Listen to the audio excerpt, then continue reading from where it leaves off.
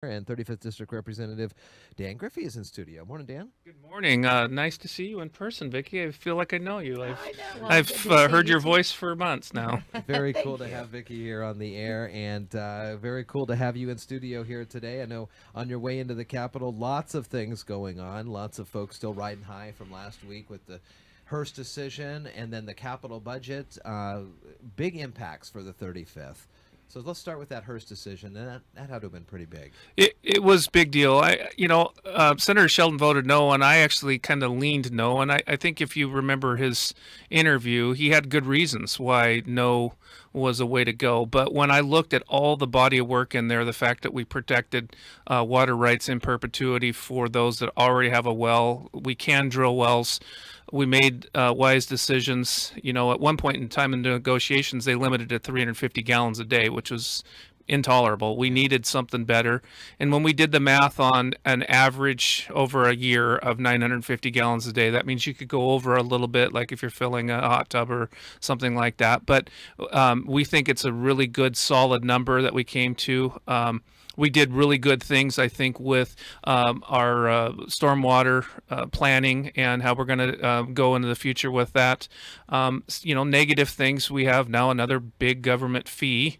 I don't like that. However, protecting the water rights in perpetuity and the fact that we can drill wells again won me over. We needed those things. So I think that was great. Capital budget, it's doing a lot of things for the 35th District, namely here in Shelton. We're helping finish the sewer upgrades. There's a good deal of money in there, about $3 million to do that. And then some park improvements and those sort of things, some belt money for Belfair for doing the study for the tie-in up there in Bremerton, which the county commissioners announced on I-Fiber that they're entering into agreement. I think it's a good government-to-government agreement that will help get some more flow up there. So yeah, we're doing a lot of good things in the budgets.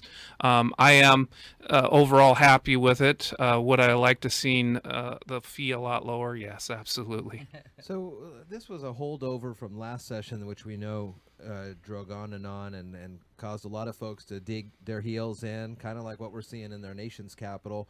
Is this good now that this is finally behind us and we're able to focus on this session? I know that there was, we held it over to get things done, but now that it's in the rear view, you get a good sense that people are like, okay, now we can maybe work together on some more things. Yeah, it was a good collaborative approach. There are some wounded feelings on the other side of the aisle on this thing. I think there's still a lack of understanding, and that's what my approach in Olympia always is, to make sure that we get a good level understanding that we have a real problem, a real solution, and then we go forward. And I think some of the stuff that we're talking about here really wasn't a problem, but we didn't have great science to back it up. So what it does is put some money in there to make sure we have good science, good data to back it up, and we can go forward with a real righteous solution to a real righteous problem. Let's talk about your statute of limitations bills that you've been working on over the years on sex crimes and things like that. We saw a lot of good work being done last session, and I know you're going to continue that on here. Yeah, it's probably most frustrating part because I'm so emotionally tied to it. Right. So my colleagues in Olympia that were trying to, kind of give me good guidance, says, don't get too emotionally tied to it. But this one, I can't help it. I am terribly emotionally tied to it. So it is frustrating. And, once again, I just take the approach of education.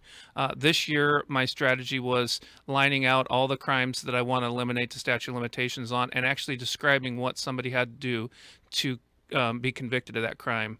It's pretty disgusting, Jeff. So I think that's kind of moving some of the hearts of people so they can really start thinking about it. Does people really even ever recover from that activity? Can we say that they should be free from prosecution on those? And I think it's a good approach. I have a lot of colleagues that are helping me on that one. As a matter of fact, we had a rules poll, and I think 12 people said it was their number one rules poll. So that made me proud. It means that we're really getting momentum. If we don't move it, I've told several reporters I will run that bill every year that I'm in Olympia, because it means so much to me that the survivors of these crimes have their day. Are you getting in more backing or more people in support of with the Me Too movement that's going on now, stuff like that? Well, I have a lot of citizen support. I have a similar problem that I had last year with the new Democrat chair.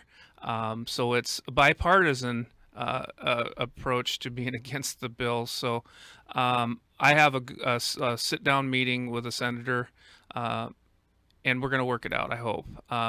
We might, I'm willing to move. Let's see what we can do to get the bill as close to what we need to have as possible. But, I think it's important to know or think, and for all of us to think, that people that suffer, the survivors that suffer these horrendous crimes, they're changed forever. And so I equate it to murder. You've pretty much killed the person that was there, and they have to struggle with it the rest of their lives. So I think it should be somewhat akin to murder, in that we don't have a statute of limitations on on murder in Washington State. So I think it's the right thing to do. So it's the right thing to put my energy into, and I will keep doing that. Talk about some of these other hearings that you've been a part of this last couple of weeks. So Mason County asked me to run a bill to help clarify the Liquor and Cannabis Board's a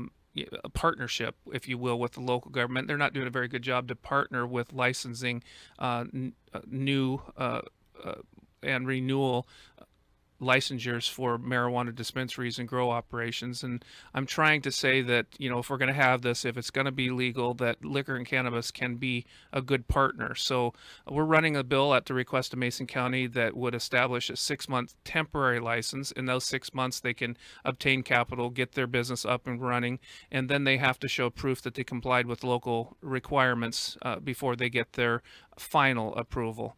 One of the things we wanted to do is make sure that we were fair, and we kind of modeled it after how someone would get a liquor license in Washington State. So I think it's a good compromise. It puts the Liquor and Cannabis Board in a real true partnership position with our local governments. I thought it was not too much to ask, so I ran the bill, and that hearing will be today. So how is it currently worked? So they apply and they're issued a license. And then it puts the county in kind of a catch-up position. There's no stick and carrot any longer to say, let's get all the local requirements taken care of. So I believe the bill puts us in really a partnership position where liquor and cannabis is now a partner with the locals instead of being a stand-alone agency. That bill hearing will be, I think, at 11 today. Okay. And, I'm hoping to get it done so Mason County gets some clarity on that. We also have some concerns with some of the smell abatement with some of the grow operations, and that making sure that we're all on the same page and make sure that the people that have to live next to these new operations have the adequate protections in there from smell. Some they do put a ton of filters and charcoal filters in this, but on warm days, it can get bad. It can travel. It can get bad. I've toured some grow operations that were really kind of state of the art with really good heavy filtration, and I think there is a way to do it. And I think if we're going to permit these operations, they should be done that way to make sure that the impact to the area is as low as possible. Is there work being done to bring some of the monies back into the counties for this cannabis? Oh yeah, I think the local and state government split was wrong, but you've heard me say probably 100 times on the radio, initiatives are great, and I'm glad that we have the initiative process. But a lot of times it's one attorney's idea. and we don't get the entire buy-in from, the ability of the electorate to go in and testify and say, I want it. I think this might be a problem, that might be a problem. So we find it a cumbersome way to enact law. So what we did, again on this one, and when we legalized liquor at retail establishments, it was done in an initiative process, and we have had so many fixes that we've had to do to both policies, that it's going to take us a while to get it right. Yeah. Well, we're just about out of here, Dan, but we do appreciate you on your way into the state capitol here today, and we'll check back in next week. Thank you so much. Good to see you.